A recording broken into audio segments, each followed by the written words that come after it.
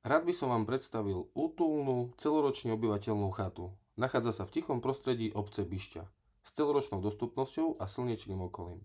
Stavba je poctivá, kamenná, s drevenými oknami. Súčasťou je aj terasa, ktorá ponúka príjemné miesto na oddych. Na prízemí sa nachádza obývačka, kde dominuje krb.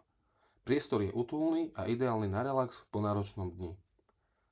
Kuchyňa je praktická, vybavená kuchynskou linkou a sporákom. Všetko pripravené na okamžité používanie. K dispozícii je aj kúpeľňa so sprchovacím kútom a splachovacou toaletou. Na poschodí sa nachádza väčšia izba, využívaná ako spálňa.